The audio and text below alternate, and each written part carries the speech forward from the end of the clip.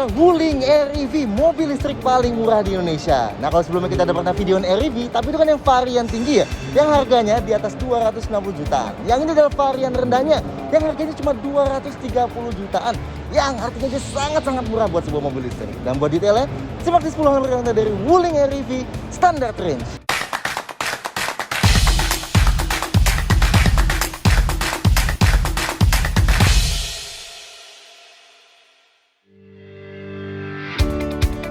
Satu, varian dan warna. Oke, buat mengingatkan, Air-EV punya dua varian ya, standard range dan long range. Dan kali ini kita nge-review yang standard range. Kalau kalian penasaran sama yang long range, klik linknya di deskripsi atau di atas ya. Pilihan warnanya ada 5, putih, ungu, pink, hijau muda, dan kuning. 2. Baterai lebih kecil. Nah, ini beda utama varian bawahnya Air-EV ya. Kalau baterainya Air-EV yang varian long range kapasitasnya 26,7 kWh, yang standard range ini 17,3 kWh. Ini lebih kecil sekitar 35% dibanding yang long range ya. So, total jarak yang bisa ditempuh dalam sekali charge itu juga sekitar 35% lebih pendek dibanding yang long range. So, kalau yang long range bisa nempuh 300 km, yang ini cuma bisa nempuh 200 km aja. Jenis baterainya sama ya, lithium iron phosphate atau lithium ferrofosfate. Dan baterai yang di standar range ini juga udah di-rate perlindungan terhadap debu dan air sampai IP67. So harusnya nggak ada masalah lewatin genangan-genangan lah, hujan lah, atau cuci mobil biasa. Dan Wuling juga ngasih lihat baterainya udah dites jatuh, puter, tenggelamin, tabrak, bakar, dan lain-lain. Dan nunjukin baterai ini masih aman. Nah, buat ngecharge baterainya dari depan mobilnya ya, tinggal pencet aja dan kapnya bakal kebuka. Jenis portnya ini GBT alias port yang biasa dipakai di mobil listrik yang ada di Cina sana. Kayak yang long range juga, Wuling nyediain colokan buat charge mobilnya dimanapun yang ada colokannya, alias portable charger. Nah, kalau kalian mau charge di tempat umum, pastiin jenis chargernya AC charger ya, bukan DC charger kayak fast chargernya SPKLU PLN gitu. Soalnya Air-EV ini nggak bisa di charge pakai DC charger. Dan kalau di Air-EV long range bisa pakai charger dengan daya maksimal 6,6 kW, di Air-EV ini hanya bisa pakai daya maksimal 2,2 kW aja. Jauh lebih kecil ya. Efeknya di waktu chargingnya nih. Buat isi baterainya dari 20% sampai 100% itu butuh waktunya sekitar 8,5 jam. Sedangkan kalau yang long range itu cuma butuh 4 jam, soalnya dia bisa pakai daya listrik yang lebih besar. Nah, kalau si standar range ini kalian colok pakai charger yang 6,6 kW, ya yang masuk cuma 2,2 kW aja. Oh, dan kalau kalian pengen pakai AC charger di tempat umum, kan jenis port colokannya beda tuh ya, pakainya jenis Type 2. Nah, Wuling nyediain ya converter dari GBT ke Type 2. Tentunya biaya charge-nya lebih murah karena baterainya kan lebih kecil. Dari 0 sampai full cuma butuh sekitar Rp35.000 aja. Murah banget ya. 3. Tenaga motor sama.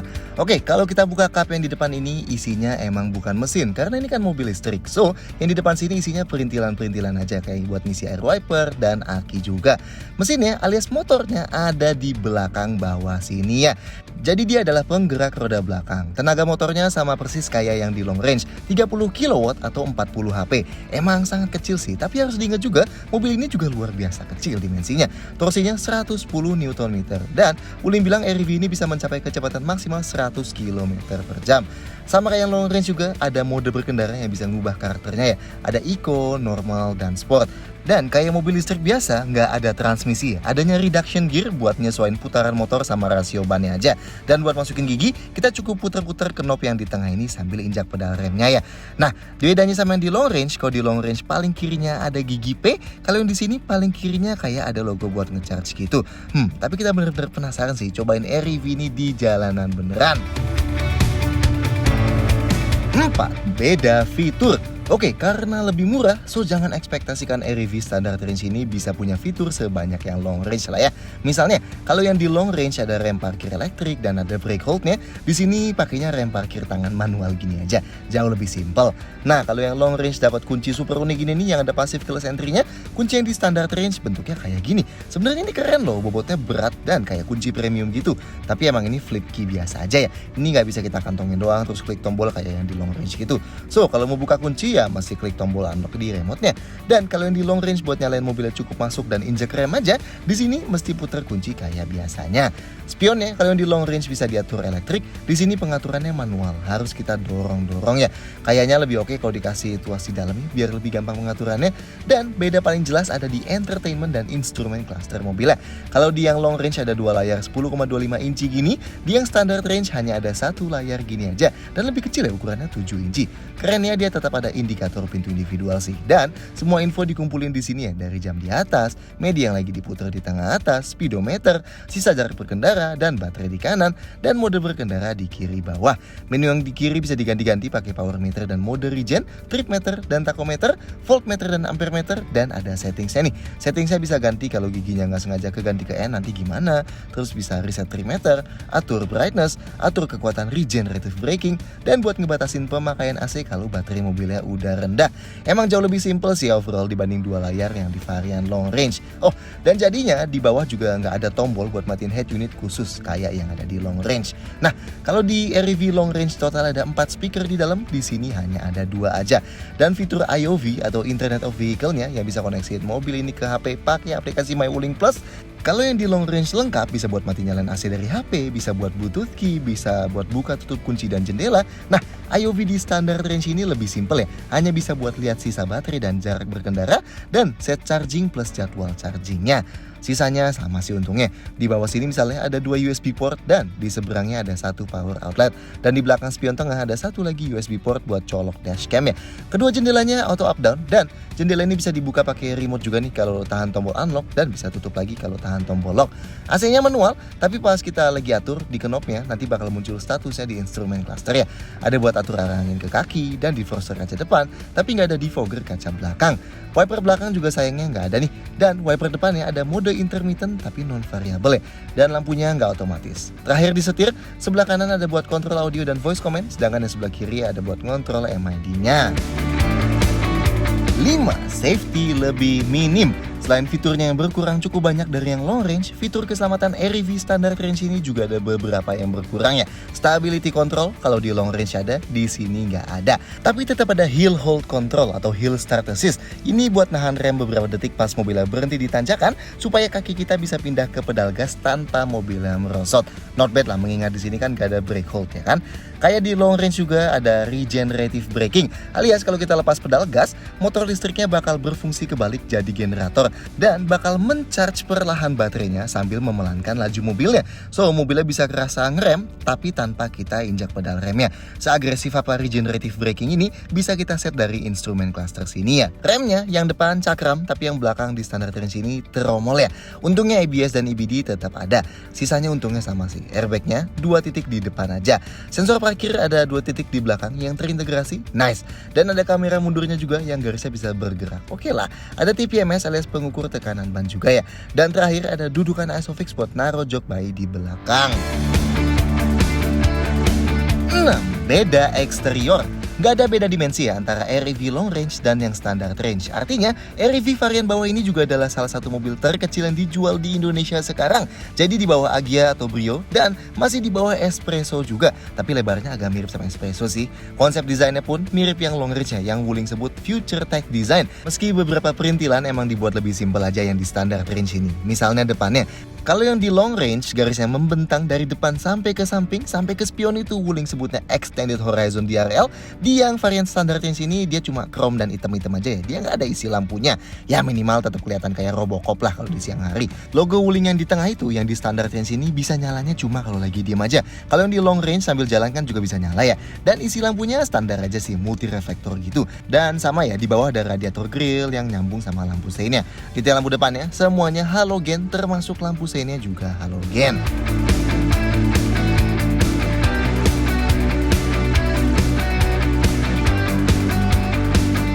Sampingnya Varian standar range ini persis sama yang long range, kecuali di satu titik ini nih. Di atas handle pintu drivernya nggak ada tombol buat passive keyless entry-nya ya. Sisanya sih sama. Dari bentuk jendelanya yang ada tambahan jendela mungil di pilar A dan jendela belakangnya memanjang vertikal gitu ala jendela pesawat.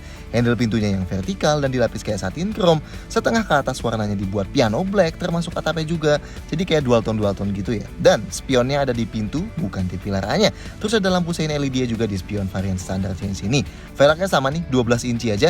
Ini kaleng yang dikasih cover jadi kelihatan lebih aero gitu sih ya. Dan bannya ban khusus mobil listrik nih. Ukurannya 145/70 R12. Belakangnya sekilas lihat mirip sih ya sama yang varian long range. Kecuali di lampunya ini nih yang isinya agak beda. Nah, yang di bar super panjang dan ketempelan logo wuling besar itu juga di varian standar change ini nggak ada isi lampunya. Sedangkan sisanya sama sih, kayak bagian reflektor vertikal yang masuk ke panel hitam-hitam di bawahnya itu. Detail lampu belakangnya di varian ini hampir semuanya halogen ya, kecuali high mount stop lampnya yang LED.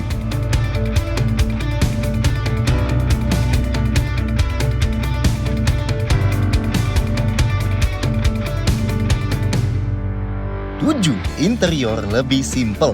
Kayak di varian long range, interiornya standar range ini juga tetap punya 4 jok, 2 jok depan dan 2 jok belakang yang sama-sama pakai headrest terintegrasi. Bedanya, yang di varian standar range ini bahan joknya kain gini ya dibanding kulit sintetis yang di long range. Sebenarnya kita malah sukaan kain gini sih, soalnya lebih empuk rasanya dan lebih adem juga. Tapi karena ini warna putih, jadi pasti yang kulit sintetis jauh lebih gampang buat dibersih-bersihin lah ya. Dashboardnya di yang standar range lebih terang ya. Kalau yang di long range kan dia warnanya hitam gitu. Nah, yang di standar range ini warnanya putih keabuan. Mungkin lebih gampang kotor sih, tapi menurut kita ini malah ngasih kesan yang jauh lebih lega loh di dalam kabinnya. Apalagi karena layarnya cuma ada satu aja kan yang di standar range ini. Jadi pandangan ke depannya juga kayak lebih terbuka gitu. Setirnya juga jadinya warna abu-abu super muda gini ya, yang nggak dilapis kulit lingkarnya. Nah, bagian ini sih udah pasti lebih cepat kotor, soalnya kan kita pegang terus nih. Dan bahan yang empuk-empuk kayak di long range juga di sini jadi nggak ada. Kayak yang di dashboard sebelah kiri gitu, jadi nggak ada empuk-empuknya. Dan pintunya juga ya warnanya jadi putih keabuan gini nih. Dan sama ya, di pintu sini juga nggak ada bagian empuk-empuknya kayak yang di long range. So semua di sini plastik aja. Sama kayak yang di long range ada beberapa storage tambahan kayak net di bawah dashboard dan 2 gantungan belanjaan di bawah dashboard ini. Detail lainnya persis yang di long range. Lampu kabin cuma ada satu di depan, LED. Sun visornya yang kanan ada card holder di dalam dan dua-duanya ada kacanya yang bisa ditutup buka tapi nggak ada lampunya. Pegangan tangannya yang di depan hanya ada di sisi penumpang depan dan modelnya fix ya. Yang kanan nggak ada, yang belakang juga modelnya fix dan nggak ada gantungan bajunya. Sedangkan spion tengahnya sayangnya nggak ada fungsi day and night-nya. Jadi kalau kesilauan harus kita atur-atur manual. 8. Konfigurasi jok. Buat masuk ke dalam, pintunya termasuk berat loh. Ini jadi ngasih rasa yang solid banget meskipun mobilnya seimut ini ya. Sudut bukanya juga lebar banget dan karena mobilnya mengotak jadi kepala kita nggak perlu nunduk buat masuknya. Sedangkan buat napak ke dalamnya nggak terlalu tinggi ya, masih gampang banget. Nah, posisi duduk kita termasuk sangat tinggi. Ini bagus buat visibilitas tapi emang rasanya jadi kurang ergonomis. Nah, ini ngeliat keluar jadi sangat-sangat jelas ya ke depannya. Apalagi kaca depannya termasuk besar dan dashboardnya rendah. Dan ngeliat ke sampingnya juga cukup oke ya, soalnya spionnya ada di pintu bukan di pilar A dan di pilarannya ada kaca tambahan. Nice. Pengaturan jok driver sayangnya hanya slide dan recline aja. Dan recline-nya maksimal segini ya paling rebahnya, alias nggak bisa sampai tiduran banget. Dan sayangnya nggak ada pengatur ketinggian buat yang pengen posisi duduk yang lebih rendah. Yang di penumpang depan juga sama, hanya bisa slide dan recline aja. Sama nih, recline maksimalnya juga segini aja. Headrestnya fix, nggak bisa maju mundur, tapi untungnya dia modelnya tinggi jadi nggak nusuk kepala kita. Nah, dia nggak terlalu maju sih ya, jadi kalau mau sandaran sambil nyetir, kepala kita masih agak mundur meski nggak sampai ngedanga sih. Ruang kepalanya buat yang kita tingginya 173 cm udah termasuk minim tapi masih lumayan aman lah. Di tengah sini nggak ada sandaran tangan ya, jadi tangan kita pasti agak ngegantung. Yang di pintu kalau di long range dilapis kulit, di sini enggak ya, cuma plastik aja, jadi lebih keras. Seatbeltnya nggak bisa diatur naik turun. Dan setirnya kalau di yang long range masih bisa tilt, di sini posisinya fix nih, jadi nggak bisa berubah-berubah. Untungnya sih dia cukup jauh dari dashboard ya. Di bawah nggak ada gundukan atau sandaran kaki kiri driver yang khusus. Tapi ini ruang di bawah emang enak banget karena dia super lowong khasnya mobil listrik ya. Jadi kita mau pindah ke kanan kiri pun itu bisa gampang banget. Tapi tentunya karena mobilnya cuma 1,5 meter lebarnya, lebarnya. So, duduk berdua di depan bakal kerasa cukup sempit ya. Apalagi kalau badan kalian gede-gede kayak kita gini. Oke, sekarang kita ke belakang. Buat ke belakang nggak ada teknik khusus gitu, cuma bisa jatuhin sandaran jok ini dulu aja. Terus kita majuin slider joknya secara manual. Sama ya, kalau dari sebelah kanan juga kayak gitu caranya. Nah, di belakang ini di luar dugaan banget sih buat mobil yang panjangnya cuma 3 meter, termasuk luas loh. Oh, dan yang di standar range ini empuk banget ya jok belakangnya. Posisi duduk kita lebih tinggi dibanding yang di depan, tapi emang dudukan joknya dari lantai nggak terlalu tinggi. Jadi buat kita yang tinggi 173 cm, sudut paha kita emang naik kayak gini nih. Dan ini efeknya kita bakal lebih pegel kalau buat jalan jauh. Jok belakang sini fix ya, nggak bisa digeser maju mundur. Tapi coba lihat di ruang kakinya, termasuk masih banyak loh ini sisanya. Ruang buat gerak sepatu kita juga masih cukup luas, not bad. Headrest belakang sayangnya fix dan ini cukup rendah ya, nggak kayak di depan. So, buat orang dewasa kayak kita, kalau mau sandarin kepala pasti bakal ngedanga. Ruang kepalanya masih cukup luas loh, sedangkan sudut sandarannya fix ya, kerasa agak tegak sih. Tangan kita yang di ujung nggak dapat sandaran tangan khusus ya buat di pinggir sini. So, bisa sandaran tangan cuma sedikit aja di pinggir jendela gini. Dan di tengah tentunya nggak ada armrestnya. Yang unik bentuk jendelanya nih, dia tinggi tapi kurus gitu kayak di pesawat. Tapi ternyata dia ngasih feeling lega loh dan nggak bikin claustrophobic kalau ngelihat keluar. Nice. Oke, jangan lupa juga di belakang sini cuma bisa buat berdua aja ya. Jadi nggak bisa ada penumpang tambahan di tengah buat maksa gitu. Soalnya selain lebarnya yang cuma 1,5 meteran, dia juga nggak ada seat belt buat penumpang di tengahnya. Tapi karena ini belakangnya lantainya rata, jadi kita bisa geser-geser ke kiri kanan itu gampang banget, nggak masalah. Oke lah. 9. Bagasi dan storage. Pintu bagasi REV standard range bisa dibuka dari remote nih dengan tahan tombol ini. Nanti tinggal kita angkat aja. Tapi karena di varian standard range ini nggak ada passive keyless entry-nya, jadi kalau mau buka biasa kita harus unlock kuncinya dulu ya, baru klik tombol di pintunya sini. Oke, ini bagasinya kalau jok belakang lagi dipakai. Udah hampir nggak ada sisa ya, mengingat mobil ini cuma 3 meter kurang panjangnya, udah gitu masih punya 4 jok lagi. Tapi kalau kalian cuma mau naruh plastik belanjaan atau ransel yang tipis-tipis gitu masih muat lah. Nih tangan kita aja masih bisa masuk gini ya. Bibir bagasinya juga nggak terlalu lebar dan ini lebih menyempit ke bagian bawahnya. Dan bibirnya ini dari tanah termasuk tinggi banget. So kalau angkat barang yang berat banget emang bakal jadi PR. Dan bibir ke lantai bagasinya juga ada jeda yang cukup tinggi nih. Jadi kalau kalian keluarin barang dari dalam juga harus diangkat banget dulu. Detail bagasinya di sebelah kanan sini nggak ada apa-apa, sama ya. Yang kiri juga nggak ada apa-apa. Oke, kalau mau luasin kapasitas bagasinya, jok belakang bisa dilipat pakai konfigurasi 50/50. Tinggal tarik ini aja. Nah kalau kayak gini kita jadi bisa masukin barang yang sedikit lebih besar sambil tetap duduk satu penumpang di belakang. Kalau dilipat dua-duanya, nah ini sebenarnya bagasinya jadi lumayan besar sih. Ya kapasitasnya nggak terlalu tinggi tapi not bad lah kalau buat bawa barang-barang harian. Meski emang jadi cuma bisa duduk berdua aja, tapi emang dia ada gap nih sama lantai yang di belakang sini. So misalnya mau naruh galon gitu, hati-hati ya bisa jatuh dari jok ke jeda lantai sini. Kalau mau ditutup sayangnya nggak ada handle di bagian dalam pintunya ya. Dan ini sisa storage di dalam kabin.